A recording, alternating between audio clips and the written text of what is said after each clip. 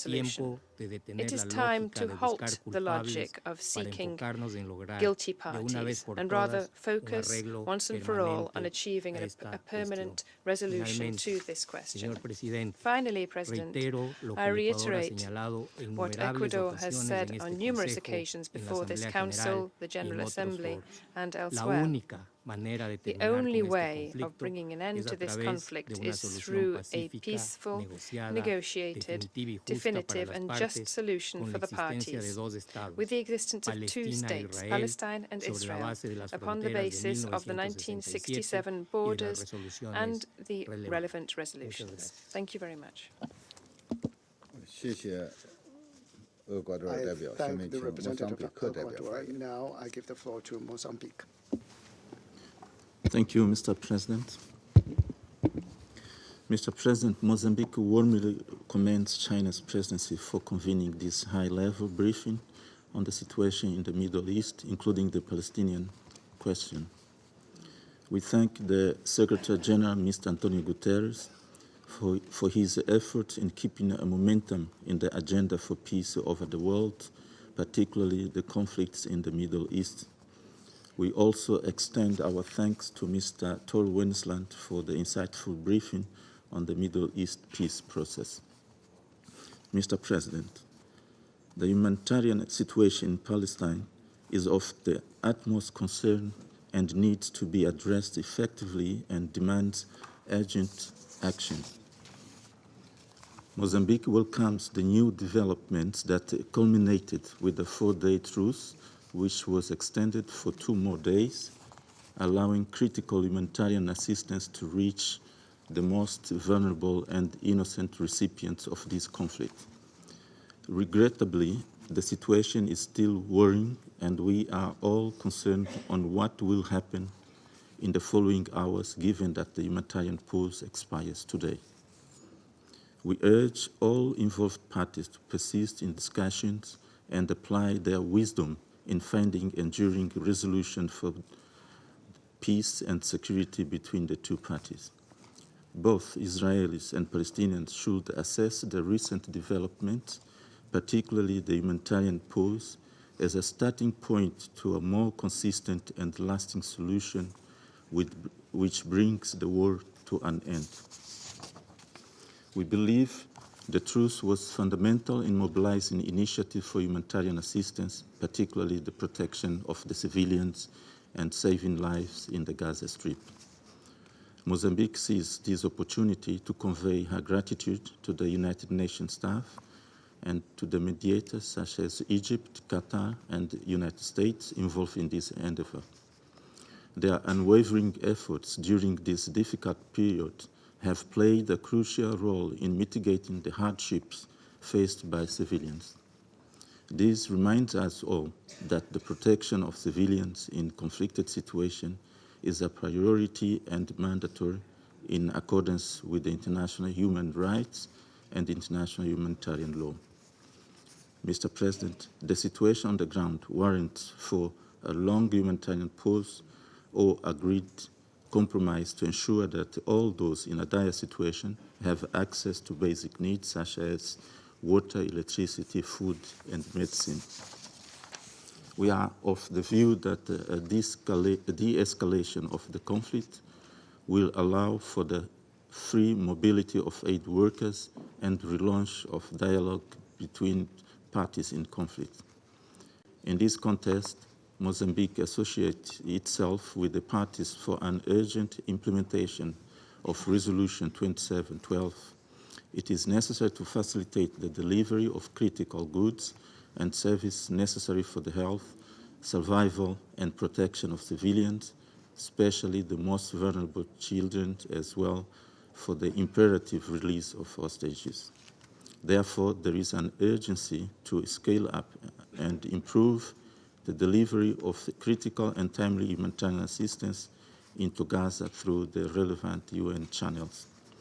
Mr. President, because of the ongoing conflict, Mozambique foresees a challenging reconstruction process of infrastructure, recovery of economic functionality, and building trust between Palestine and Israel.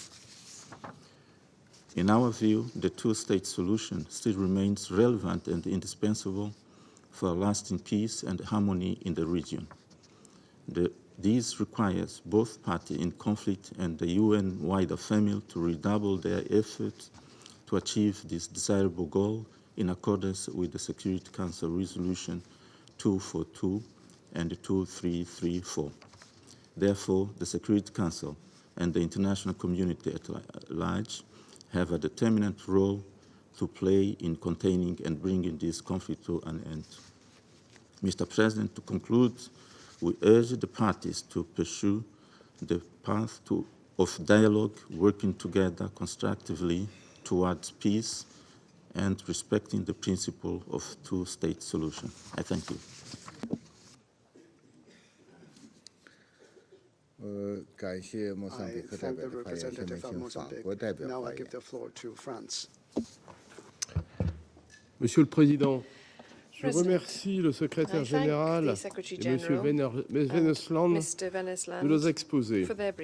La France salue l'engagement sur le terrain des Nations Unies, du personnel de l'UNRWA et celui de tous les acteurs humanitaires qui accomplissent un travail remarquable. La France salue également la prolongation de la trêve et elle remercie le Qatar, l'Égypte, les États-Unis et le CICR de leurs efforts. La trêve en cours doit devenir permanente et elle doit mener à un cessez-le-feu. Nous nous réjouissons de la libération de 3 enfants français qui avaient été pris en otage, comme celle de tous les autres otages. Tous les otages doivent être libérés immédiatement et sans condition.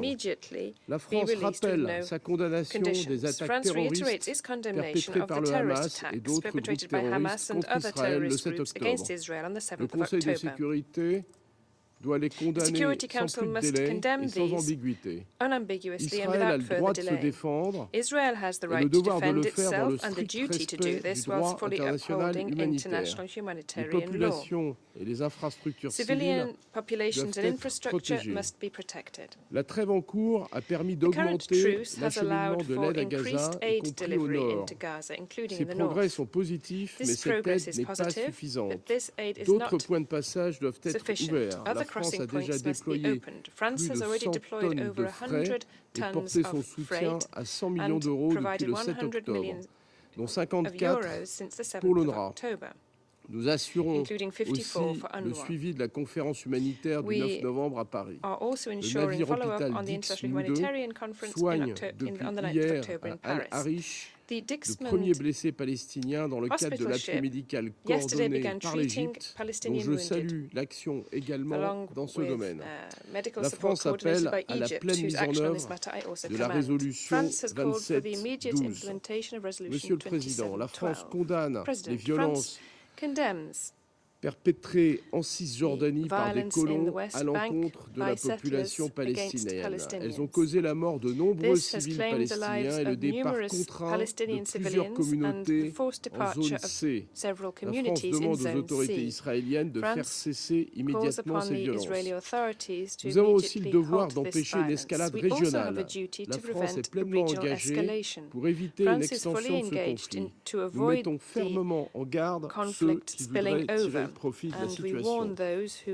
La sécurité des casques bleus, de la FINUL, de la FNUOD et de l'ONU doit être assurée. Nous sommes préoccupés par les récents tirs ayant touché la FINUL.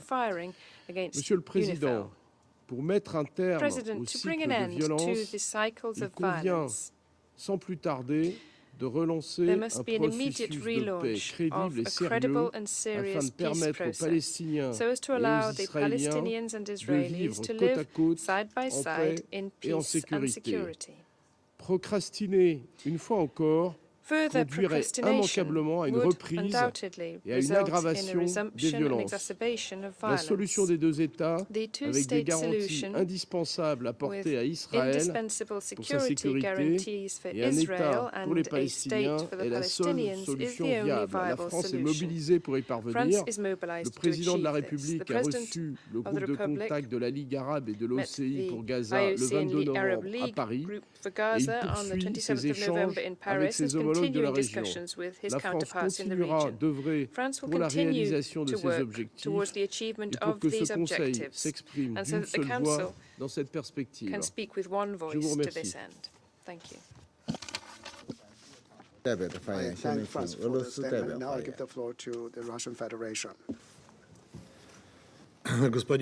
Mr. President, We're grateful to the Chinese presidency for holding today's meeting.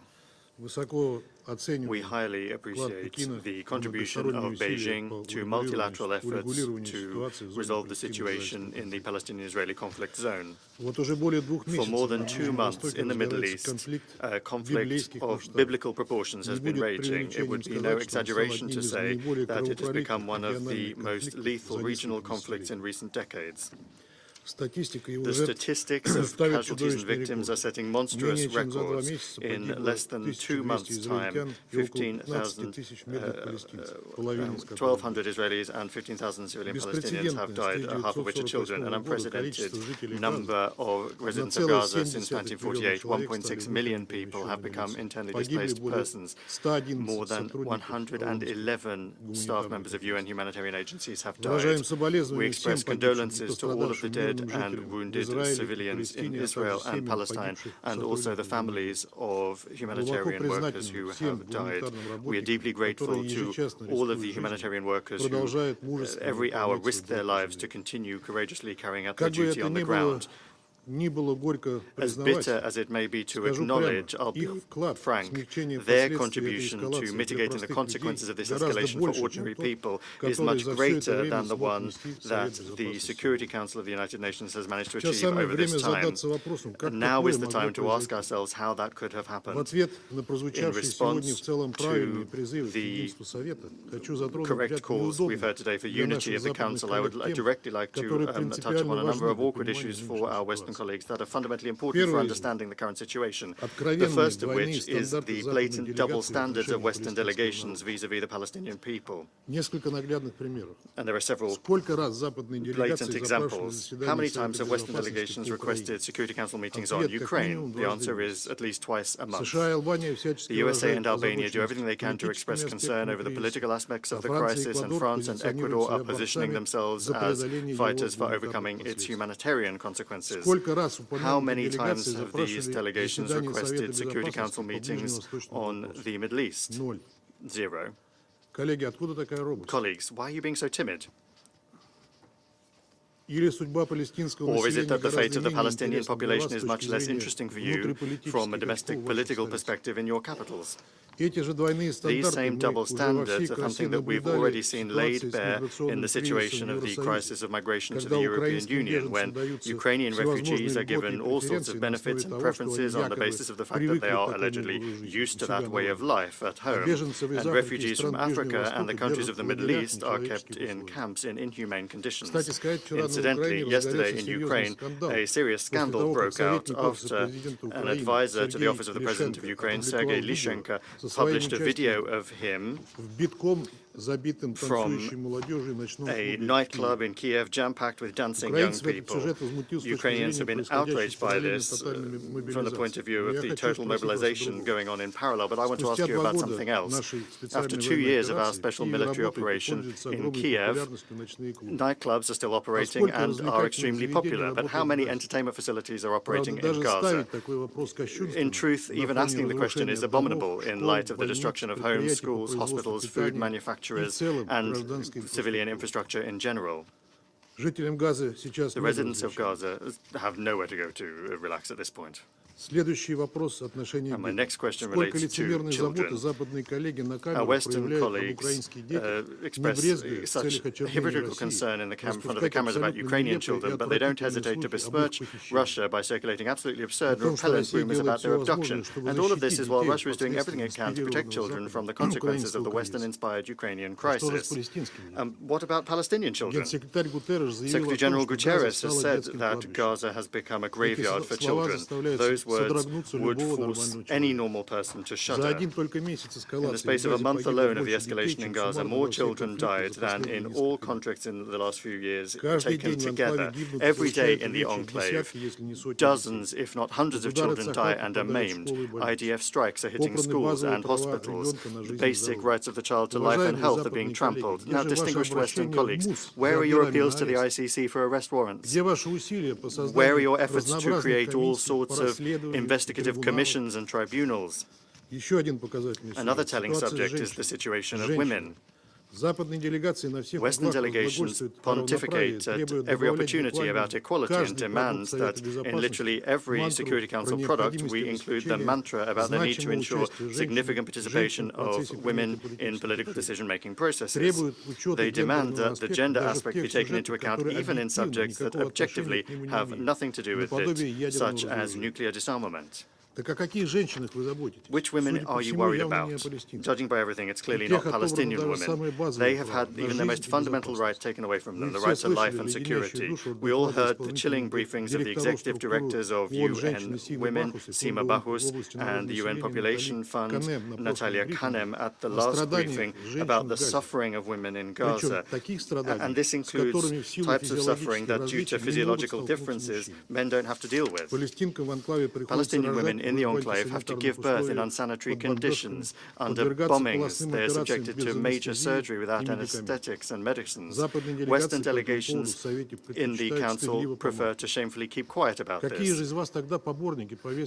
Which of you then are supporters of the women, peace and security agenda?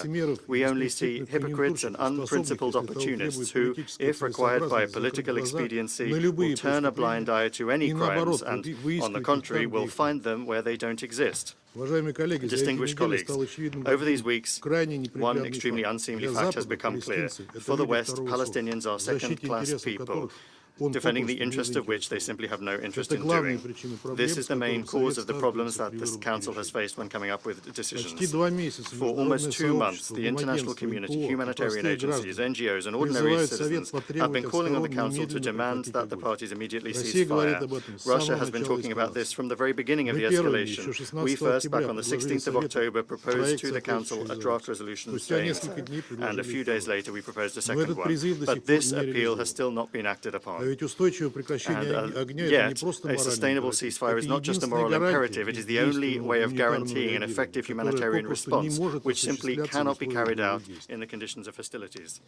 The maximum that the Council has been able to bring forth over this entire time is the toothless Resolution 2712 about humanitarian pauses without any mechanism for monitoring its implementation. It's no surprise that it's not being implemented. Its initial positive message was, through the efforts of the USA, extremely watered down and does not contain a demand for a ceasefire, nor does it provide for practical measures to ensure broad and unfettered access to those in need and the provision of assistance to the suffering. It also left out the forceful raids of Israel on the West Bank and arbitrary airstrikes on Syria, as well as the rise in tensions on the Blue Line with Lebanon, which could lead to a further expansion of the crisis in the Middle East region. Representatives of the Israeli leadership, unfortunately, made full use of the US-provoked division in the Council and did not delay in calling that resolution meaningless, declaring their intentions to ignore it and continue their clearing of the Gaza Strip, after which there was further bombing of schools, hospitals, mosques, churches and UNRWA facilities. Colleagues, you all understand very well that this is an open violation of a Security Council resolution and Article 25 of the UN Charter. However, we've not heard a word of condemnation from you, and yet you would not have skimped on this in other country situations. This is a further demonstration of your blatant double standards. Of course, we cannot help but be pleased that as a result of the recent humanitarian pause and the exchange of hostages, people's lives have been saved. But these steps were the result of an agreement by players in the region and don't have anything to do with the aforementioned resolution of the Security Council. And that means that although this arrangement is providing a glimmer of hope, it is not sustainable nor comprehensive in nature, and in particular, it has not allowed Palestinians to return to the north of the enclave, and it does not cover Syria and Lebanon. And therefore, the main issue remains what awaits the long-suffering Gaza and other occupied Palestinian territories tomorrow. There is a high risk that in the absence of a precise, verifiable decision by the Security Council on a ceasefire, this short respite will be followed by a new cycle of violence, and Gazans that during the pause received assistance will die under the further shelling. The extreme likelihood of this most negative scenario is also indicated by the unambiguous statements of representatives of the Israeli leadership about their plans to continue after the end of the humanitarian pause their intensive clearing of the Gaza Strip. Therefore, it's important that humanitarian pauses and addressing the acute humanitarian issues facing the Gaza Strip become a prologue to a ceasefire rather than a de facto green light for Israel to continue the bloodshed in Gaza. There is one answer for the UN Security Council to adopt decisive measures in this regard that, unlike any bilateral arrangements, ensure a mechanism for international monitoring. As a first step, we expect that the Secretary-General, as stipulated in Resolution 2712, will as soon as possible present proposals on concrete options for organizing a mechanism for monitoring its implementation. Today, we heard from him about the creation of a working group to work on this issue. We would like to ask, how long do we have to wait for results from the work of this working group? One of the options could be expanding the mandate of the UN Truce Supervision Organization, and so this mission has more than 200 military observers, the numbers of which could be increased and which could be deployed, provided that the necessary additional resources are provided. We firmly call upon the Secretary-General to work on this option or to propose an alternative. Distinguished colleagues, speaking about the tomorrow of this conflict, it's also time to think about the day after tomorrow. There are many questions about ways to rebuild Gaza and, in general, the future long-term solution to the Palestinian question. And without a solution to that, it will not be possible to ensure a truly sustainable security situation for Israel. Russia is actively working in this direction. The Minister of Foreign Affairs, Lavrov, recently held a meeting in Moscow with members of the committee that was created upon the decision of the 11th of November extraordinary joint summit of the League of Arab States and the OIC in Riyadh on the situation in the Gaza Strip. Having determinedly condemned terrorism in all its manifestations, the participants spoke in solidarity in favor of a rapid establishment of a sustainable ceasefire regime and ensuring the protection of the civilian population. We need to remain also focused on preparing for the relaunch of the peace process on the internationally recognized basis affirmed in the UN and underpinned by the Arab Peace Initiative of 2002, which was advanced by King Abdullah of Saudi Arabia and supported by all members of the League of Arab States and the OIC. First and foremost, this relates to the creation of an independent, integral, sovereign Palestinian state within the 1967 borders, with a capital in East Jerusalem, which would coexist in peace and security with Israel. Clearly, in order to move towards this goal, alongside the efforts made to address the aforementioned acute humanitarian issues, a collective diplomatic mechanism will also need to be established. We are convinced that an important role in this mechanism must be played by countries in the region, Arab and Muslim states. The Quartet of International Mediators, which essentially disbanded upon a US decision, as you know, they refused to work in this format, unfortunately did not include representatives of the Arab and Muslim world. It included Russia, the USA, the European Union and the UN. In order to compensate for that shortcoming, long before the current events, we have been calling for the Quartet to work in full coordination with the League of Arab States. Our Western partners, to put it mildly, gave this a frosty reception. Unfortunately, the UN did not take the necessary initiative in this regard. As a result, the Quartet was not allowed to carry out its functions as entrusted to it by the Security Council of the World Organization. An updated mechanism for external accompaniment for coming up with the conditions for a long-term, lasting settlement on the basis of the two-state solution must be truly representative and include those in the region who don't worse but rather have a better understanding of how to achieve a just solution that would be based on the agreed international legal and treaty basis. We stand ready to do such work once the flames of this regional escalation have been doused. Unfortunately, there's still a long way to go until that happens. Thank you.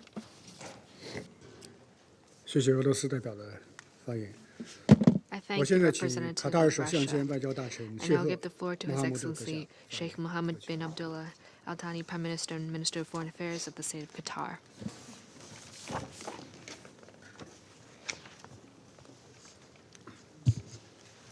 بسم الله الرحمن الرحيم. السيد الرئيس، Mr. President, بداية نهنئ بلدكم الصديق على الإدارة الحكيمة لمجلس الأمن هذا الشهر ونشكركم على عقد هذا الاجتماع المهم وإتاحة الفرصة لنا للمشاركة فيه. and giving us the opportunity to participate therein. And we would like also to thank the Secretary General of the United Nations and the Special Coordinator of the peace process in the Middle East for the efforts made towards de-escalation in Gaza. Mr. President, dear colleagues, the fraternal and brotherly Palestinian people have gone through hell during the last 7 weeks, and your august Council is privy to the flagrant violations perpetrated during this conflict, and Qatar, since the very beginning, having faith in the diplomatic means of conflict settlement, started to coordinate with brothers and sisters in Islamic and Arab countries, and has started close communication with member states in the United Nations in order to put an end to the bloodshed and to address the humanitarian issues, including the release of hostages and the rapid humanitarian delivery. Last week, the relentless diplomatic efforts that were made according to the instructions of the Emir of the State of Qatar and in collaboration with the President of Egypt, Abdel Fattah al-Sisi, and Joe Biden, the President of the United States. This culminated into an agreement to extend the humanitarian pause for 2 more days, and it led to the release of more than 90 hostages in the Gaza Strip and more than 210 women and children who were held in Israeli prisons. This truce has also made way for more humanitarian aid that are badly needed in the Gaza Strip. We would like to thank the members of the Security Council for welcoming those efforts, and we hope that the progress made should underpin the upcoming efforts to put an end to the bloodshed and to lead ultimately to serious discussions that would unleash or relaunch a political process to put an end to the suffering of the Palestinian people and to realize the aspirations of the Palestinian people. We would like also to commend the efforts of the member states of the Security Council that led to the adoption of Resolution 2712 as the first step on the right direction,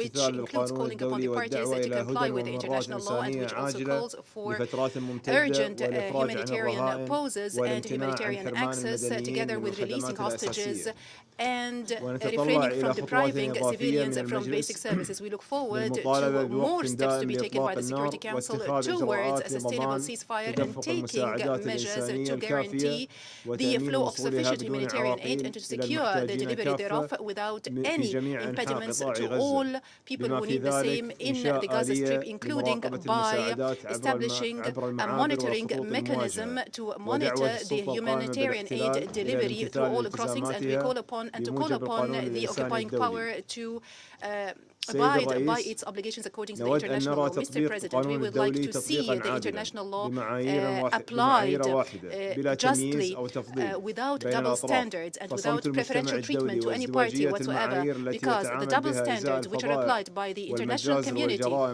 regarding the carnages and the crimes perpetrated by the Israeli occupation against civilians and civilian infrastructure, together with relief teams, is a stain on the conscience of humanity, and it might also compromise confidence and trust in the international multilateral system. Actually, the current violence makes it incumbent on us, especially the Security Council, not to allow for the situation to continue. It is high time we took real measures towards comprehensive peace, and the recent events demonstrated that any attempt to circumambulate or to avoid the straightforward actions will only lead to the exacerbation and the escalation of the situation, as all these attempts will fail, because the Palestinian people will continue to exist and they will never give up their rights, especially their right to self-determination and their independence. Mr. President, we call for peace.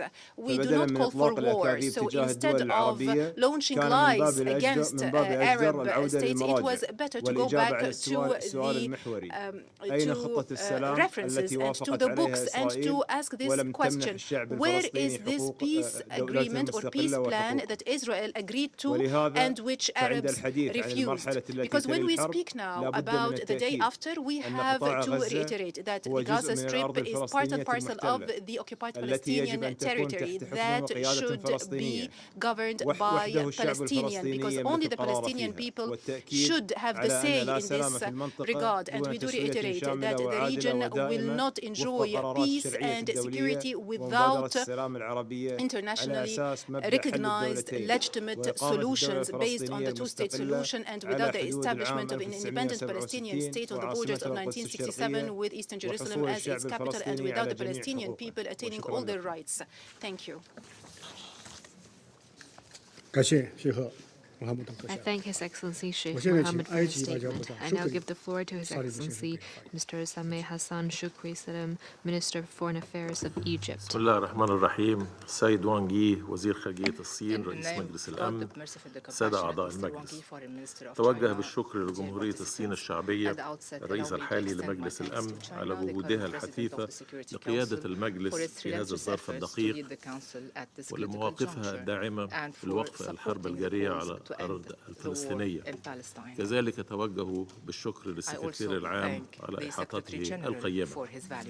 السادة الحضور، على الرغم مما تم الإشارة إليه خلال مناقشات اليوم، فإن مصر منذ بداية هذا الصراع في 7 أكتوبر قد أكدت على أعلى المستوى إدانة استهداف المدنيين من أي جانب، إدانة مطلقة غير مشروطة. ومع ذلك فقد وصل التدمير الذي يشهده قطاع غزة حدا غير مسبوق، حيث بلغ عدد الضحايا الفلسطينيين ما يزيد عن 15,000 مدني، منهم 6,000 طفل و4,000 امرأة. تم تدمير أكثر من نصف المساكن بالقطاع واستهداف المنظومة الصحية بالكامل، وبلغت أعداد النازحين حوالي ثلثي سكان القطاع. كما يتزامن كل ذلك مع استمرار حالة الحصار والتجويع وغلق المعابر الإسرائيلية وتعطيل النفاذ الإنساني، انتهاكات جسيمة وواضحة للقانون الدولي والقانون الدولي الإنساني، مأساة إنسانية بكل معاني الكلمة لا يمكن تبريرها تحت أي ذريعة. وعلى الرغم من ذلك لا زلنا نفاجأ بأن دولا نصبت نفسها مدافعة عن الشرعية الدولية وحقوق الإنسان تمتنع عن توصيف ذلك بأنه مخالفة للقانون الدولي الإنساني، وتكتفي بالمطالبة بأن يتم احترام هذا القانون رغم عدم الاكتراث بنداءاتها. لا يمكن أن ينطبق مفهوم الدفاع عن النفس على المخالفات الجسيمة للقانون الدولي الإنساني. أي دفاع عن النفس هذا الذي يسمح لقوة احتلال بقمع وتدمير حياة الشعب الذي تحتله، ووفقا لأي قوانين دولية تتم شرعنة الدفاع عن النفس في مواجهة شعب يطلب القانون الدولي الاحتلال باحترام أدبياته واحتياجاته الإنسانية. سيد الرئيس، رغم تحذيراتنا وتحذيرات دول العالم أجمع من مخاطر استهداف المدنيين في قطاع غزة، فإن النهج الإسرائيلي على مدار أكثر من 50 يوما لا يمكن تفسيره إلا بكونه سياسة متعمدة لجعل الحياة في قطاع غزة مستحيلة من خلال استهداف المنشآت المدنية والطبية والمساكن، ودفع سكان الشمال إلى النزوح جنوبا في قطاع يعاني بالأساس من كثافة سكانية عالية من حصار قاس منذ سنوات. إن سياسة التهجير القسري والنقل الجماعي التي رفضها العالم ويعتبرها انتهاكا للقانون الدولي ما زالت هدفا لإسرائيل، ليس فقط من خلال التصريحات والدعوات التي صدرت عن مسؤولين إسرائيليين، وإنما من خلال خلق واقع مرير على الأرض يستهدف طرد سكان غزة الفلسطينيين من أرضهم وتصفية قضيتهم من خلال عزل الشعب عن أرضه والاستحواذ عليها، ويحدث ذلك دون أن ينهض المجتمع الدولي للحيلولة دونه، كما تقاعس في السابق مرارا وتكرارا عن مواجهة الدم والهدم والاستيطان والقتل خارج القانون وممارسات غير شرعية سكت عنها المجتمع الدولي فتم تكريسها وتمادت وأمعنت فيها دولة الاحتلال. سيد الرئيس، لا يخفي عليكم إن ما يحدث بغزة أمام أعين العالم يقابله في الضفة الغربية سياسة شبيهة طاردة لسكانها من أبناء الشعب الفلسطيني، سواء من خلال إطلاق العنان للعنف المستوطنين أو من خلال عمليات الهدم والطرد والاقتحامات العسكرية لمدن الضفة، فضلا عن التهام الأرض من خلال عمليات استيطانية ممنهجة تكرس الاحتلال غير الشرعي. وتؤكد مصر مجددا أمام مجلسكم الموقر رفضها الكامل لأية نوايا أو خطط أو محاولات تستهدف تصفية القضية الفلسطينية من خلال نقل الشعب الفلسطيني من أرضه المحتلة منذ عام 67، وتحذر من تأثير هذا التوجه على السلم في المنطقة بأسرها، وتدعو المجتمع الدولي للوقف بقوة أمام جميع الممارسات التي قد تؤدي إلى ذلك. سيد الرئيس، اليوم الحالي أو اليوم التالي جدل يتزايد الحديث فيه رغم أن الإجابة واضحة استنادا للمنطق السليم وللشرعية الدولية، وهي ضرورة وقف تلك الحرب اللعينة وحفظ الأرواح وحماية المدنيين من ولايتها قبل أن نفكر في ملامح اليوم التالي. تعمل مصر حاليا على تفعيل قرار مجلس الأمن بشأن الهدن الإنسانية، ونجحت بالتعاون مع الشقيقة قطر ومع الولايات المتحدة في تفعيل صفقة تبادل سجناء ورهائن تتضمن أيضا نفاذا للمساعدات لغزة جنوبا وشمالا. وستستمر مصر في جهودها لإطالة زمن الهدنة والعمل على التوصل لوقف لإطلاق النار ووقف الحرب والدمار. وندعو مجلس الأمن لدعم تلك الجهود ولدعم جهود محاسبة المسؤولين عن الجرائم التي ارتكبت بحق المدنيين أيا كانوا. لقد طلبت مصر منذ اليوم الأول بضرورة إطلاق سراح الرهائن المدنيين وإدانة أي تعرض للأبرياء، لكننا نتساءل عن موقف المجتمع الدولي ومجلسكم الموقر إزاء السجناء الفلسطينيين من أطفال ونساء الذين عانوا سنوات الحبس في ظروف قاسية دون توجيه اتهامات أو الخضوع لمحاكمة. أليس هؤلاء أيضا رهائن لدى دولة الاحتلال؟ نعمل كذلك بالتوازي مع شركائنا باللجنة التي تم تشكيلها خلال القمة العربية الإسلامية التي عقدت بالرياض من أجل النفاذ الإنساني لقطاع غزة، وقمنا في هذا الصدد بتقديم مشروع قرار مجلسكم الموقر للنظر فيه، وهو مشروع غير مسيس يرتكز فقط على الجانب الإنساني وعلى إنقاذ 2.5 مليون بريء هم أهل غزة، وندعوكم للتعاطي معه بالإيجابية والمسؤولية التي ترتقي للمأساة الإنسانية غير المسبوقة، ومما يؤدي إلى زيادة ملموسة لحجم المساعدات الإنسانية للمدنيين الفلسطينيين في قطاع غزة. فما تم توفيره حتى الآن والتي أسهمت مصر ب70% منه منفردة، فإنه لا يكفي لاحتياجات 2.5 مليون فلسطيني. وندعوكم أيضا لتفادي ازدواجية المعايير وأن تتم ترجمة تصريحاتكم المتعاطفة مع أهل غزة إلى واقع، بل ونرى أن أي محاولة لتعطيل مشروع قرار هو بمثابة مباركة للحصار وتجويع للأطفال والنساء وتركهم بلا مأوى أو حد أدنى من الرعاية الصحية في ظروف في منتهى القسوة مع دخول فصل الشتاء. أما عن اليوم التالي، ورغم أن ملامحه لم تتضح بعد نظرا للغموض المتزايد لأهداف الحرب الحالية، إلا أننا لا نرى بديلا عن العمل على معالجة جذور الصراع والمسببات الحقيقية للمآسي التي نشهدها اليوم، معالجة القضية الفلسطينية بشكل كامل يفضي إلى إنهاء الاحتلال. فبدون ذلك فإن نتائج جهودنا جميعا ستظل مؤقتة وستتكرر جولات العنف، ولن يتحقق الأمن والاستقرار الذي تنشده المنطقة بما في ذلك إسرائيل ذاتها.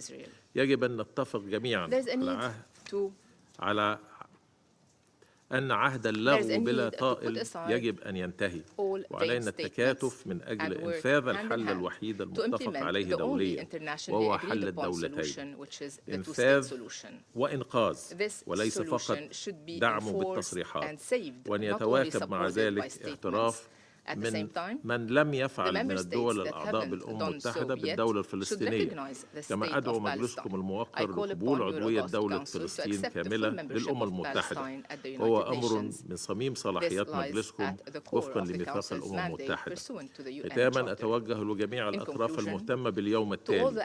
نعم، لقد حان الوقت للعمل الجاد، ونحن على استعداد للتعاون مع الجميع بلا استثناء لصياغة الإطار السياسي والخطوات اللازمة لإنهاء المرحلة الانتقالية التي بدأت مع أوسلو، والبدء في تنفيذ حل الدولتين من خلال تجسيد الدولة الفلسطينية المستقلة المتوسطة الأراضي على خطوط 4 من يونيو لعام 1967 وعاصمتها القدس الشرقية.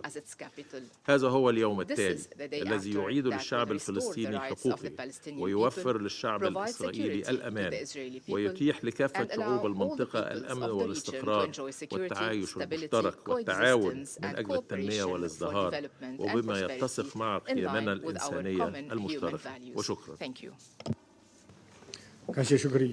I thank His Excellency Mr. Salim for his statement. The Kingdom of Saudi Arabia chairs the Ministerial Committee mandated by the Joint Arab-Islamic Extraordinary Summit. I now give the floor to His Highness Prince Faisal bin Farham Al Saud, Minister for Foreign Affairs of Saudi Arabia.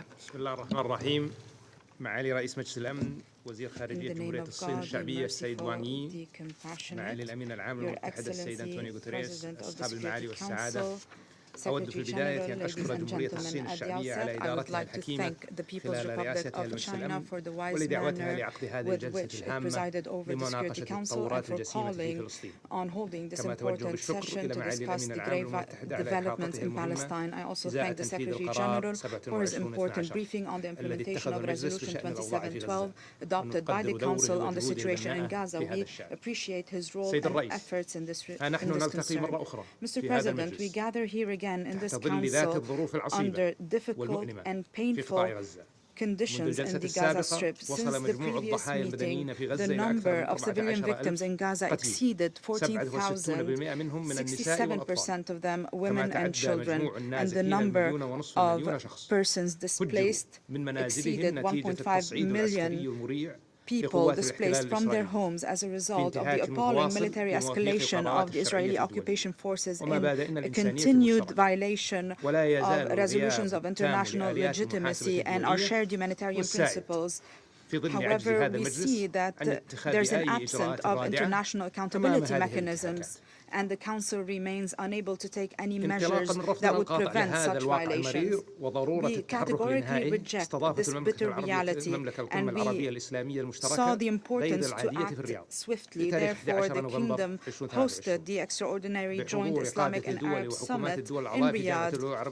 It was with the attendance of heads of state and government of member states in the League of Arab States and the Organization of Islamic Cooperation. The summit issued resolutions that reflect the will of Arab and Islamic peoples to stem the bloodshed, to deliver assistance, to put an end to violations, to overcome this unjustified suffering in Palestine, to stand with the Palestinian people to achieve their legitimate demands, to take back their occupied territory and establish an independent state. And we call on the international community to shoulder this responsibility without any delay. Our message, Mr. President, is clear and unified. An immediate and permanent ceasefire that would pave the way for a serious peace process that is credible. And we call on countries that hope for peace and justice and that seek to maintain the legitimacy and strength of the international system, an international system which credibility was shaken following a slow response regarding this humanitarian crisis. We call on these countries to join us. Mr. President, we welcome the humanitarian truce. We value the efforts of Qatar, Egypt, and the United States in this regard. This truth is a first step. However, it's not sufficient, especially given the continued restrictions on the number of aid trucks entering Gaza. We need to deliver assistance in a continuous, sustainable, and sufficient manner without unjustified restrictions or additional complications, because the أي تأخير في وصول المساعدات الماسة إليهم. كما يجب تنفيذ قرار مجلس الأمن رقم 27/12 بشكل كامل والبناء عليه بوقف شامل وفوري لإطلاق النار. فالهدنة لا تعفي الجانب الإسرائيلي من مسؤولياته في إطار القانون الدولي والقانون الدولي الإنساني. إن ذرائع الواهية للدفاع عن النفس غير مقبولة وغير معقولة في ظل مشاهد المآسي الإنسانية المتكررة بشكل يومي في غزة. إن السماح باستمرار التصعيد العسكري فور انقضاء الهدنة والرجوع خطوتين إلى وراء سيشكل وصمة عار على هذه المنظمة وعلى مجلس الموقر. السيد الرئيس، سمعنا خلال هذه الجلسة أن الماء والغذاء والدواء لن تفضي بنا إلى حل. إذا ماذا سيفضي بنا إلى حل؟ مزيد من الموت؟ مزيد من المعاناة للمدنيين؟ لا، إن ما يقربنا من الحل هو وقف إطلاق النار واستجابة إسرائيل لمساعي السلام التي استمرت لعقود، حيث قدمت المملكة العربية السعودية خطة السلام العربي في قمة فاس العربية عام 1982، كما قدمت مبادرة السلام العربية في قمة بيروت العربية عام 2002، وإيادتها منظمة التعاون الإسلامي، كما اعترفت منظمة التحرير الفلسطينية بدولة إسرائيل عام 1973. فأين خطة السلام الإسرائيلية؟ وأين الاعتراف الإسرائيلي بدولة فلسطين؟ نحن دعاة سلام، ولطالما كان السلام خيارنا الاستراتيجي ونريد أن يكون خيار الجانب الآخر أيضا. لقد حان الوقت لصدور اعتراف دولي بقرار من مجلس الأمن بدولة فلسطين المستقلة وأن تنال العضوية الكاملة في الأمم المتحدة. ونجدد دعوتنا لمؤتمر دول السلام برعاية الأمم المتحدة تنطلق من خلاله عملية سلام جادة وذات مصداقية تكفل تنفيذ حل الدولتين على أساس قرارات الشرعية الدولية. شكرا سيدي. I thank His Excellency, His Highness Prince Faisal for his statement. And I'll give the floor to His Excellency Mr. Ayman Safadi, Deputy Prime Minister and Minister for Foreign Affairs and Expatriates of Jordan. بسم الله الرحمن الرحيم. سيد الرئيس، معالي الأمين العام، الزملاء الأعزاء، 33 يوما مضت منذ جئتكم وزملاء آخرون نطلبم قرارا يفرض وقف العدوان الإسرائيلي على الشعب الفلسطيني في قطاع غزة المحتل. لم يصدر القرار ولم يتوقف العدوان. ازدهر أكثر وزاد همجية ودموية ووحشية. اعتبرت إسرائيل صف المجلس على عدوانها تغطية لجرائمها. فسرقت حياة 3750 طفلا فلسطينيا آخر منذ اجتماعنا في 25 من الشهر الماضي، ليصل عدد الأطفال الذين ارتقوا نتيجة عدوانها إلى 6150 من دون إحصاء من يزال منهم مدفونا تحت الأرقام، ومن دون عد 61 طفلا ارتقوا منذ بدء العدوان في الضفة الغربية، آخرهم آدم سامر الغول 8 أعوام وباسل سليمان أبو الوفا 15 عام قتلهما الاحتلال أمس. بعض هؤلاء الأطفال قتله فسفور الاحتلال الأبيض، بعضهم قتله مرض منعت إسرائيل وصول دوائه، وآخرون ارتقوا في ركام بيوت دمرتها قنابل إسرائيل الدقيقة. دمهم نور، دمهم حق. هذه هي العدوانية الإسرائيلية الانتقامية الفجة التي ما يزال بعض يبررها دفاعا عن النفس في تجاوز آخر للقانون الدولي الذي ينص حاسما أن لا حق لمحتل في الدفاع عن النفس. هذه هي الانتقامية التي قتلت 15,000 فلسطينيا من أهل غزة، والتي لم تسمح منذ 21 من الشهر الماضي بدخول إلا حوالي 4757 شاحنة مساعدات، أي ما لا يكاد يغطي حاجة 3 أيام ونصف خلال 38 يوما حسب تقديرات الأونروا التي قالت إن قطاع غزة المحاصر يحتاج 800 شاحنة من المساعدات يوميا. تغذي هذه المجزرة غرائز عنصريين إسرائيليين اعتادوا نكران إنسانية الفلسطينيين وجعلوا منابرهم الوزارية والبرلمانية منصات كراهية تنطلق منها سياسات قتل الفلسطينيين وتشريدهم وتهجيرهم وتجويعهم وانتهاك حرمة مقدساتهم واستباحة حقهم في الحياة وحقهم في الكرامة وحقهم في الحرية. من يريد حماية شعبه لا يسرق حياة شعب آخر ويسلح المستوطنين ويحمي إرهابهم. من يريد أمن شعبه لا يستعمر أرض شعب آخر ويسجن أطفاله من دون محاكمة وبلا رحمة. الاحتلال الإسرائيلي للأرض الفلسطينية هو سبب الصراع وهو أساس الشر. زواله هو سبيل الأمن وطريق السلام للفلسطينيين وللإسرائيليين ولكل شعوب المنطقة. يكذب من يقول لكم إن الصراع ديني. يحاول عبثاً أن يزور التاريخ وأن يزور الراهن الذي تتحدى بشاعته التي يفاقمها الاحتلال بدم الأبرياء ومعاناتهم إنسانيتنا المشتركة. هناك صراع لأن هناك احتلالاً غاشماً وظلماً سافراً سرق ماضي شعب كامل ويدمر حاضره ويحاصر مستقبله في ضيق قمعه وكراهيته. زملاء الأعزاء، التنمر أداة منعدم الحجة وفاقد المنطق وهشيش الطرح. لا تذعنوا لتنمر من اعتمد البطش منهجا فيهاجم أمين عام الأمم المتحدة مرة واليونسف وهيئة الأمم المتحدة للمرأة مرة أخرى وكل من يقول لا للقتل ولا للتجويع ولا للحصار ولا لخرق القانون الدولي. نحن العرب قدمنا طرحا كاملا لسلام كامل ينعم في ظله الفلسطينيون والإسرائيليون بالأمن. مبادرتنا العربية تعود للعام 2002. ماذا قدمت إسرائيل التي رفضت مبادرتنا لتحقيق السلام لتجلب السلام لشعبها وللفلسطينيين؟ ماذا فعلت غير تكريس الاحتلال؟ الزملاء الكرام، نطلب أن يفرض مجلس الأمن وقف النار لينتهي العدوان. ونطلب أن يفرض المجتمع الدولي زوال الاحتلال لينتهي الصراع. كلكم تدعمون حل الدولتين الذي يعني تعريفاً انتهاء الاحتلال.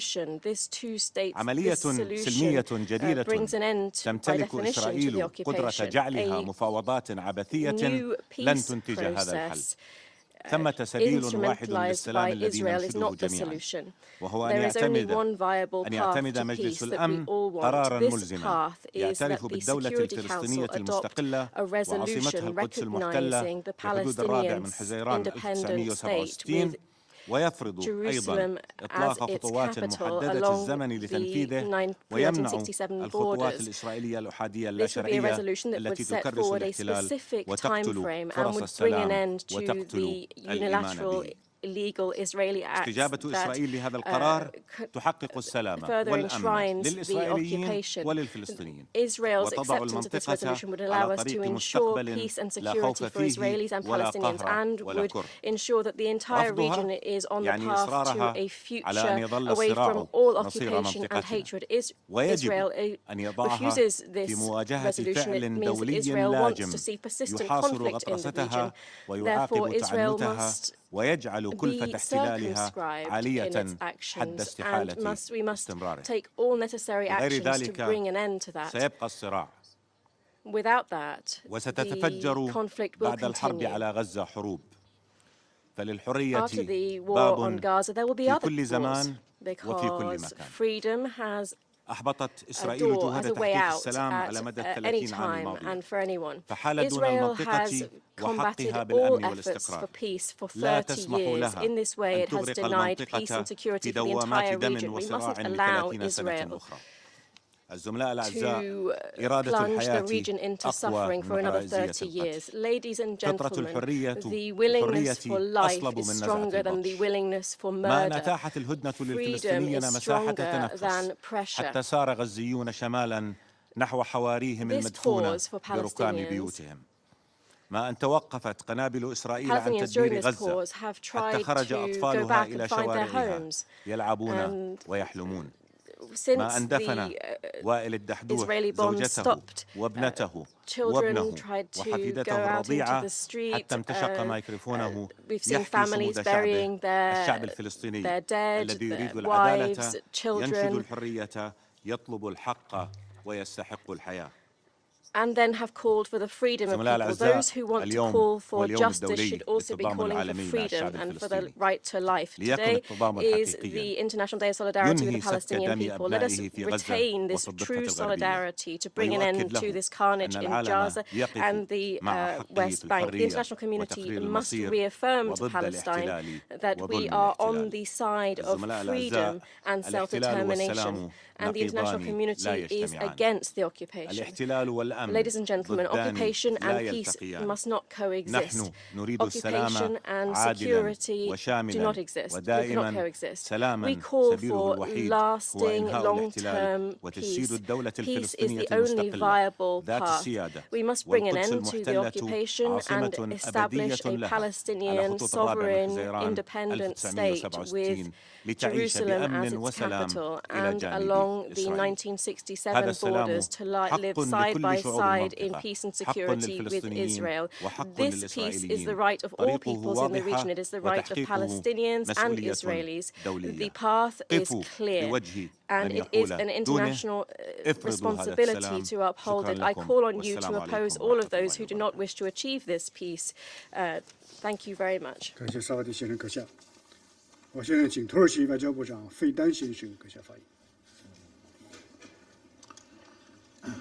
Mr. President, let me start by thanking monthly President China for convening this meeting.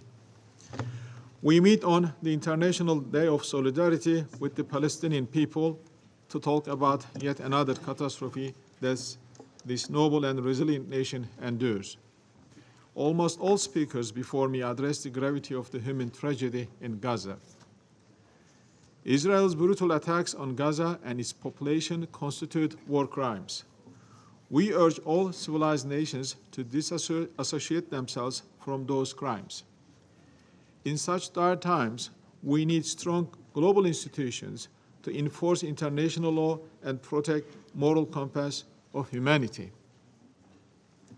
Unfortunately, the Security Council, which entrusted by the UN Charter to do so, time and again failed to fulfill its responsibility to maintain international peace and security. It was unable to call for an effective ceasefire with one voice. What is more, the Council cannot even present a remedy to undo the historical injustice that the Palestinians suffering for many decades. This paralysis will surely reverberate in coping with other global crises and further erode the Council's credibility in the eyes of humanity. It also wrecks the rule-based international system that the United Nations was established upon. Without international law, principles, and a moral compass, we are all in uncharted waters. If we do not fix this problem soon, we will all be haunted yet again by aggravated radicalism of all sorts, which will be feeding on impunity and injustice. Millions of people all around the world are rallying for solidarity with Palestine. The outrage and frustration of those masses in the face of Israel's atrocities run the risks of social upheavals in many countries. Their expectation from the Security Council is clear: ensure a ceasefire leading to cessation of hostilities, and enable unhindered humanitarian assistance into Gaza. The extension of the humanitarian pause in Gaza, as well as exchange of hostages and detainees to that effect, are glimpses of hope. We are also following some scenarios about the day after with grave concerns. Those deliberations give further ammunition to Israel to uproot millions of Gazans from their homeland and to impose upon them an oppressive regime. Therefore, we should translate this dark episode into an opportunity to address the root cause of the conflict. Otherwise, the symptoms that we see today will be more catastrophic tomorrow. 11 years ago today, we have voted at the UN General Assembly to endorse the non-member observer states of Palestine. Once we allow the Palestinians to have their own functioning state with all rights, privileges, and capabilities of statehood, most of the challenges we face today would disappear. This time, we must all roll up sleeves and finish the work with a peace process based on two-state solution, which guarantees the ultimate safety of Israel and Palestine. Israel and Palestine should be able to live side by side in peace and security along pre-1967 borders with East Jerusalem as the capital of the state of Palestine. We also have to make sure that such a settlement will be implemented, unlike past experiences. With this in mind, Turkey put forward the idea of guarantorship mechanism. Such a mechanism will safeguard peace and prevent any breaches from any of the parties. This could be envisaged in the process leading to the final agreement and become a part of the package. From the statements of our many partners, we understand that such a mechanism is indeed needed and supported. Before concluding, let me invite all our friends and colleagues once again to join hands and minds to stop the ongoing atrocities without delay and reverse long overdue historical injustice to the Palestinian people. Thank you. I thank His Excellency Mr. Fidan for his statement. I now give the floor to Her Excellency Ms. Retno Marsudi, Minister of Foreign Affairs of Indonesia. Mr. President, I'm back attending the UNSC meeting because I want to be on the right side of the history to defend justice and humanity for the Palestinian. Mr. President, Indonesia remains enraged about the unfolding situation in Gaza. Indonesia is also increasingly very concerned with the evolving situation in the West Bank, with the increasing number of attacks to the Palestinians, including refugee camps.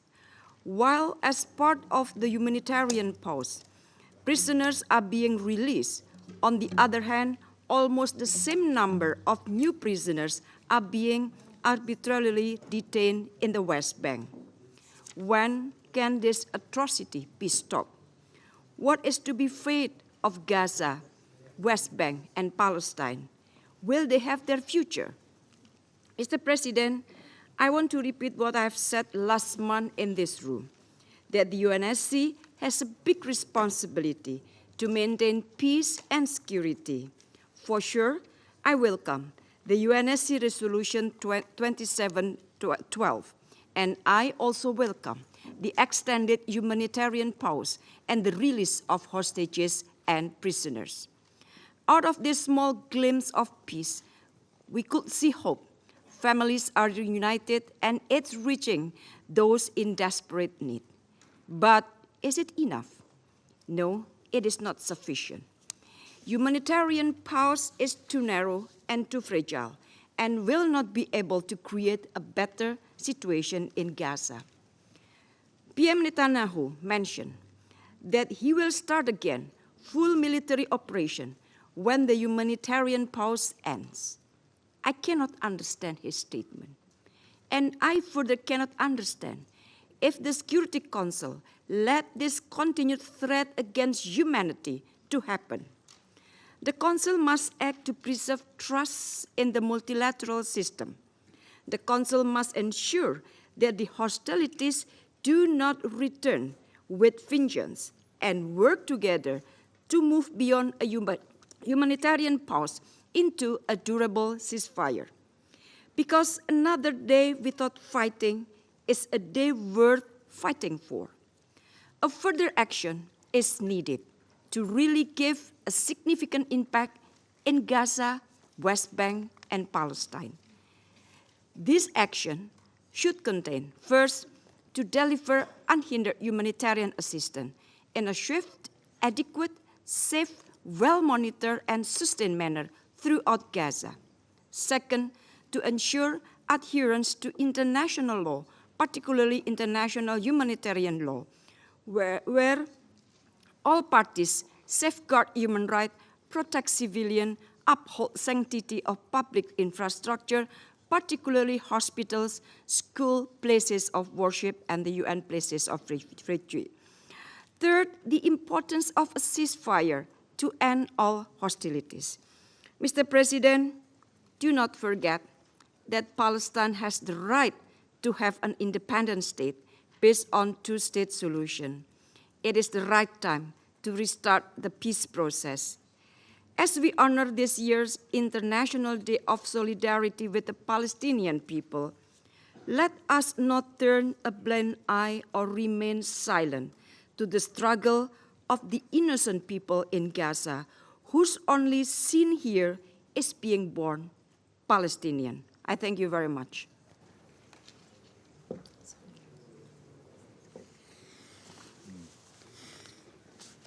I thank Her Excellency Ms. Marsoudi for her statement.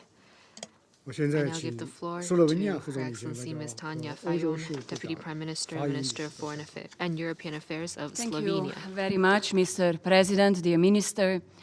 Thank you for organizing this ministerial level briefing. It is my honor to address this Council for the very first time and to do this on the Day of Solidarity with the Palestinian people. Over the weekend, I concluded my trip in the Middle East. Together with my Portuguese colleague, we held numerous meetings in Israel, Palestine, Jordan, and Egypt. As emotions are running high on this topic, it is of utter importance to make way for diplomacy leading to a political solution. The United Nations and the Security Council should play a key role in this regard. First, a permanent ceasefire is urgent. People in Gaza are experiencing unspeakable horrors. I'm deeply disturbed by the blockade of Gaza and the lack of most basic items. In relation to yesterday's statement by the World Health Organization, I am particularly concerned over the health situation on the ground. I welcome that increased levels of aid have been distributed in recent days, and I urge for more crossings to be open. The aid delivered still falls below the dire needs. Let me inform that Slovenia has stepped up its humanitarian support and is ready to play an active role in psychosocial rehabilitation of children. I am appalled by reports of attacks on civilians and on schools, hospitals, UN facilities, and other civilian objects. The number of victims is devastating. 2/3 of all victims in Gaza are women and children. Civilians must be protected.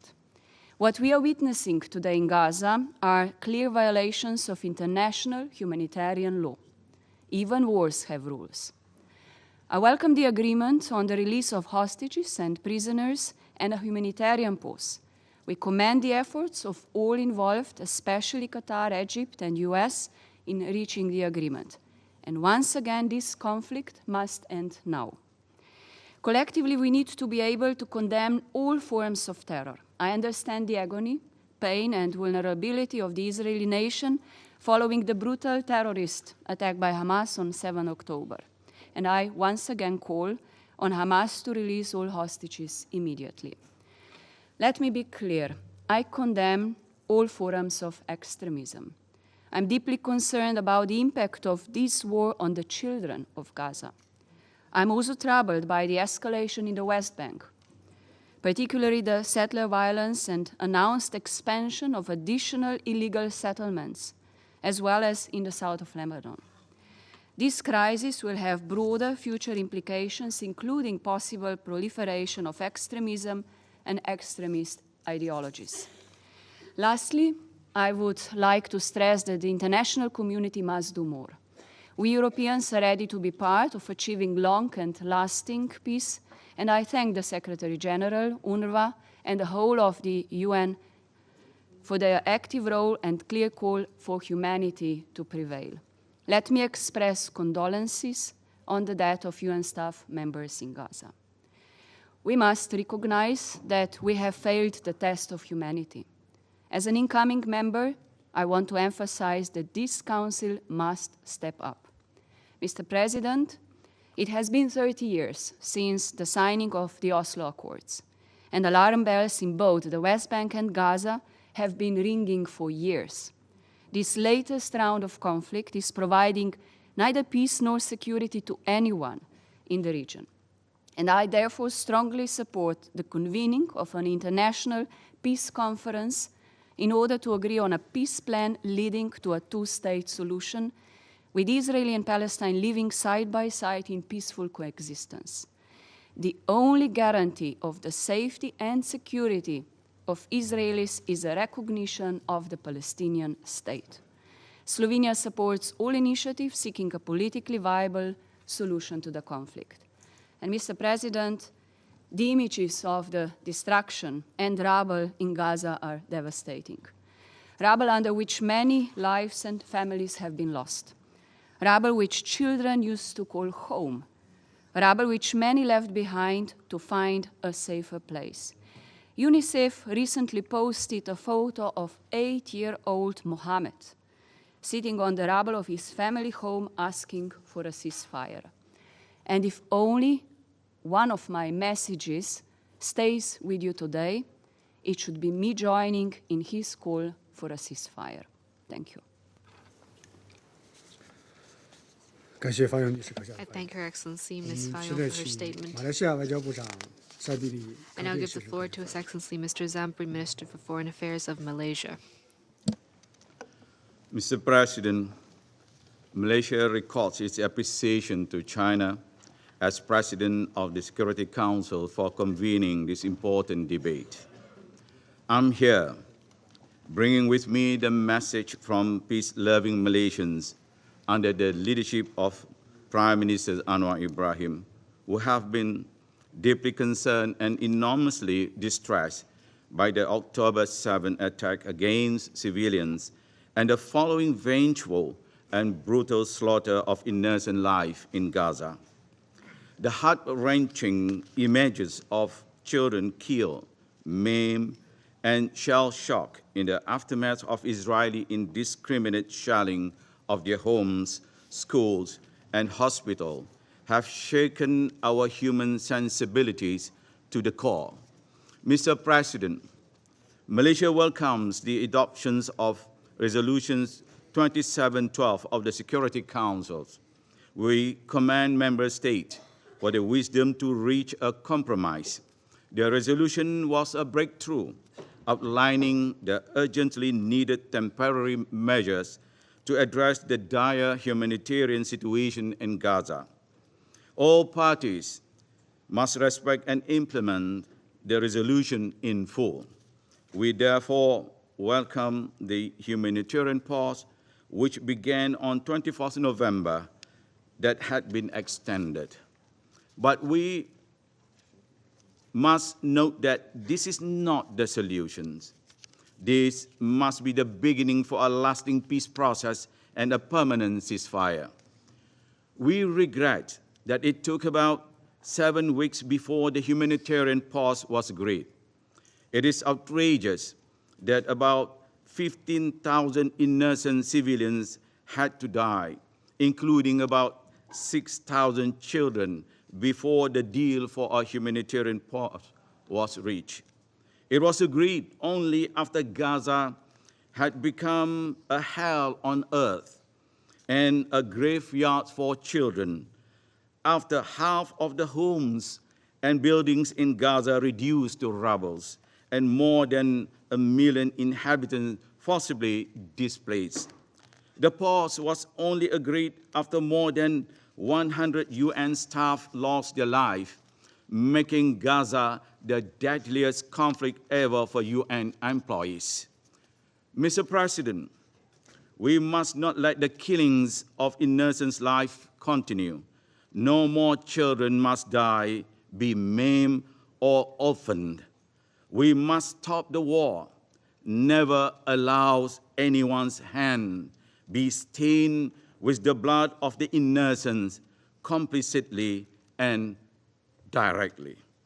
Malaysia calls on the Security Council to heed the resounding cry of concerned citizens of the world who have been demanding a ceasefire. It is also the unequivocal cause repeatedly made by the majority of the UN member states, UN agencies, and the Secretary General.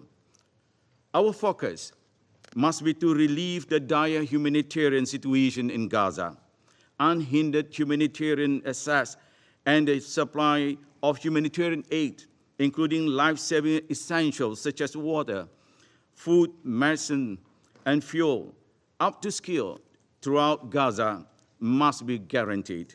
Malaysia rejects the forced displacement of Palestinians, which is a clear violation of international law. Malaysia is deeply concerned with Israel's intention to unilaterally establish so-called safe zones, which has been rejected by the UN and other humanitarian agencies. Mr. President, the only way to achieve a just and durable solution to the Palestinian questions is by granting the Palestinian people their inalienable right to self-determination through the establishment of a free and independent state of Palestine based on pre-1967 borders with East Jerusalem as its capital. The Security Council must deliver on its responsibility and start taking all necessary steps to make the two-state solutions a reality. It is the solution that enjoys the overwhelming support of the international community and endorsed by numerous UN resolutions. The cycle of violence that has long been inflicted upon generations of Palestinians must end. They must emerge from the present darkness into a better, brighter future. Too much time has been wasted and too many innocent lives have been lost. The whole world is looking and counting on the UN, especially the Security Council. This body has failed for Palestinians too many times and for far too long. It is time to deliver. It is time to rectify these historical misadventures of the great powers that caused one of the bloodiest and unending killings of the innocent life since more than 7 decades in modern history. This is the clear message, not only from my fellow Malaysians, but from all peace-loving citizens of the world. Thank you, Mr. Chairman. I thank His Excellency Mr. Zampi for his statement. I now give the floor to His Excellency Mr. Ahmed Abu Ghait, Secretary General of the League of Arab States. شكرا سيادة الرئيس. Thank you, Mr. President. اسمحوا لي أن أحصر حديثي اليوم في 4 نقاط رئيسية. أولاً أن كل يوم يمر مع استمرار العدوان الإسرائيلي على غزة يبعدنا عن سلام مستدام في المستقبل. هذا القتل والتدمير بالجملة من ناحية، والعقاب الجماعي الذي يمارسه الاحتلال الإسرائيلي من ناحية أخرى يزرع الكراهية والغضب في فلسطين والمنطقة لسنوات قادمة، ويترك جراحا مفتوحة لن تندمل بسهولة. يجب أن نتأكد أن هناك كراهية متصاعدة من كافة الفئات في مجتمعاتنا we reduce hatred in our region, but how can we as they watch these scenes of brutal killing and violence? Those who hope for peace must recognize the danger of this ongoing open war that is managed in this way. The price of this ongoing massacre is not only endured by Palestinian civilians, children and women who have lost their lives or who have lost their loved ones. This cost will be borne by us all in the future.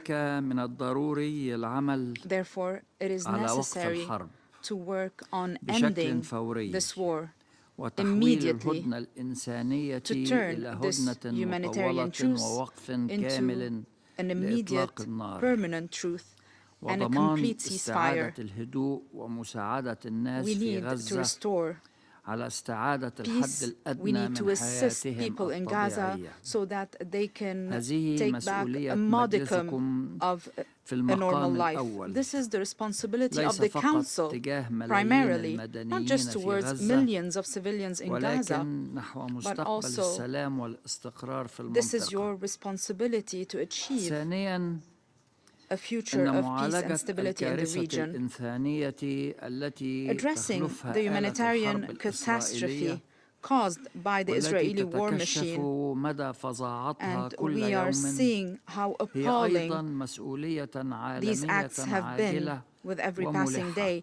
This is an urgent international responsibility. We have seen people in Gaza trying to go back to their homes, the homes that were destroyed in the north of the Gaza Strip.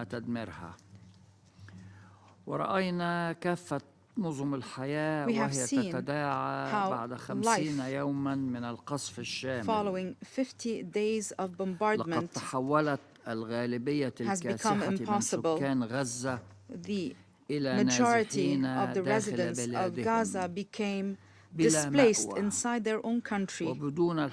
They have no shelter. They have no basic necessities to live. Therefore, the delivery of humanitarian assistance in a sustainable and sufficient manner could mean the difference between life and death for millions of people in tents and in the schools of UNRWA in the south. Many are ignoring the fact that the assistance that is entering Gaza today is only the bare minimum required to meet the needs of its residents. This means a death sentence for hundreds of thousands of people. This means starvation and the outbreak of diseases. Therefore, it is your responsibility as a Security Council, and we look forward to a swift resolution that would pave the way for the delivery of assistance and basic items necessary for the survival of the residents of Gaza, whether food, medicine, clothing, fuel, through a swift mechanism that can keep up with the horrendous humanitarian catastrophe, and that would present the scenario of death by starvation or by disease instead of death by bombardment. It is true that ending the Israeli aggression is our priority, as identified by the Islamic Arab Summit. However, we also know how important it is to look towards the future, and we call on your August Council to also look towards the political horizon of this painful situation. No matter how painful, how shameful the present is, However, the future must mean only one thing: the need for the establishment of an independent Palestinian state along the lines of June 4th, 1967, with East Jerusalem as its capital. However, thinking about the future of the Gaza Strip without thinking about the Palestinian state, or thinking about the displacement of Palestinians or any other so-called security solutions, these solutions have proven to be a failure time and again.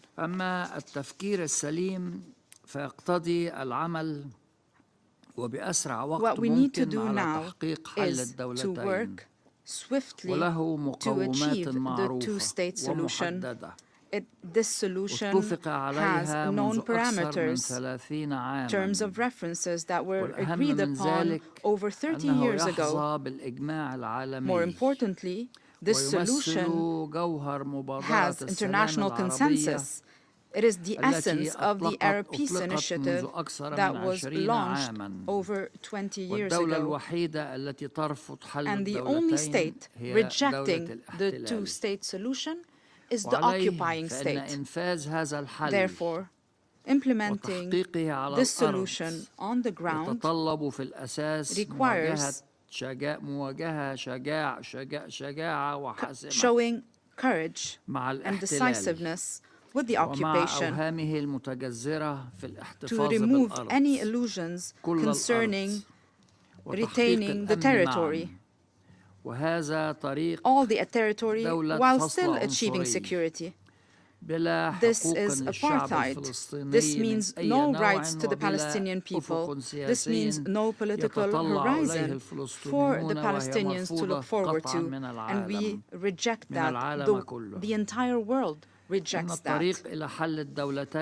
The way towards a two-state solution is not through endless negotiations. It should be through a decisive international will to implement this solution and to turn it into a reality as soon as possible by ending the occupation and establishing an independent Palestinian state. I believe that the current war against the Palestinian people in Gaza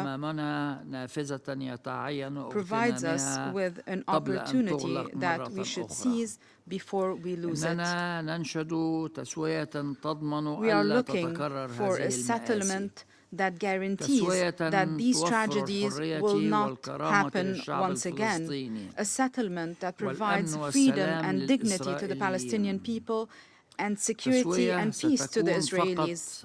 A settlement that will only be possible if there is international will to turn it into a reality on the ground through an international conference that draws a specific path that is time-bound as soon as possible to end the last colonial military occupation on earth, to establish a Palestinian state and to peacefully separate between two people with security guarantees from the international community to make sure that this settlement is sustainable.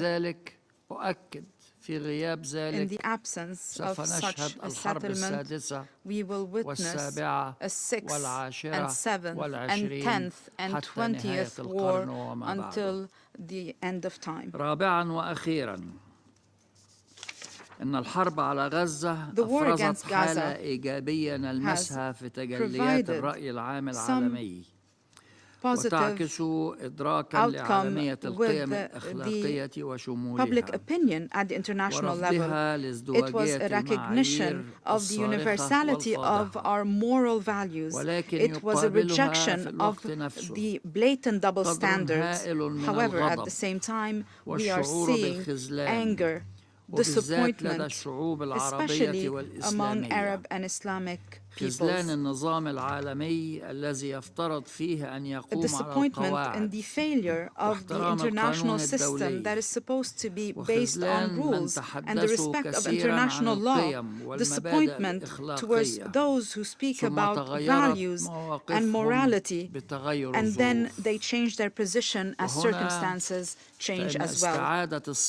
Therefore, restoring trust, the trust of people around the world and the trust of Arabs and Muslims particularly, their trust in the justice of international rules. This is necessary that everyone must pay attention to that, so that we do not see the consequences in the future of this anger. And we've seen throughout history how this anger could be exploited by extremism. The road towards restoring trust in this moment, the moment of truth, as we have heard from Secretary General Antonio Guterres, is clear. We need the right position based on humanity and ethics, irrespective of religion, ethnicity, or nationality. We should not reject international humanitarian law. We need to condemn anyone that violates international law, regardless of who is perpetrating this violation.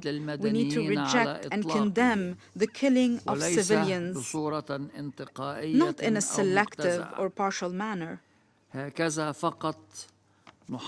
This is how we protect the international community from the evils of the conflicts of civilizations and religions.